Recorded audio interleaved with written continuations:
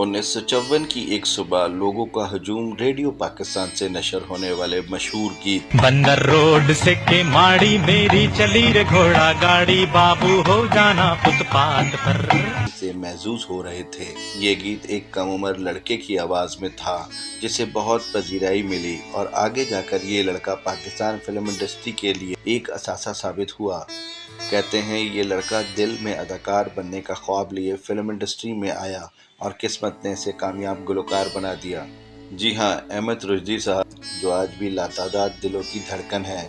अहमद रुश्दी साहब ने अपनी 29 साला फ़नी कैरियर में 2000 से ज़ायद गीत गाए। अहमद रुश्दी ने 1938 में हैदराबाद दक्कन में आँख खोली और क़याम पाकिस्तान के बाद अपने अहले खाना के साथ पाकिस्तान मुंतकिल हो गए। उन्होंने पहली मरतबा 1950 में रेडियो पाकिस्तान से नशर होने वाले प्रोग्राम बच्चों की दुनिया में फ़न का मुजाहरा किया।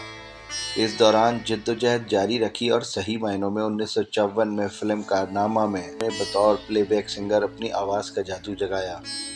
1959 में अहमद रुश्दी साहब को फिल्म राज में गुलकारी के लिए लाहौर मदऊ किया गया, जहां ज़ुबैदा खानम साहिबा के साथ यादगार गीत झलक रही हैं मस्तियां गाया।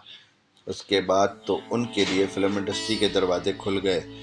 फिल्म सपेरन का मशहूर गीत चांद सा मुखड़ा उनके फ़नी सलाहियतों के एतराफ़ में एवॉर्ड का ज़रिया बना। 1960 में अदाकार कमाल की फिल्म जोकर का गीत शौक़ आवारगी भी बेहद मकबूल हुआ। कामयाबियों का सफ़र जारी था कि 1961 में फिल्म मेहताब में उनके गीत गोलगप्पे वाला आया गोलगप्पे लाया गोलगप्पे वाला आया गोलगप्पे लाया आलमी शोहरत का हामिल साबित हुआ, जो आज भी गली मोहल्लों में सुनाई देता है।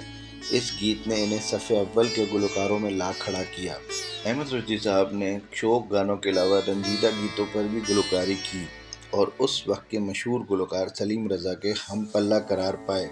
उन्होंने अपने दौर के नामवर मौसीकारों के साथ काम किया और उनके गीत नामवर अदाकारों पर फिल्माए जाने लगे, जिसमें ख़ास तौर पर सुपरस्टार वहीद मुराद शामिल हैं, जिनके साथ अहमद रुश्दी साहब की जोड़ी बहुत कामयाब रही।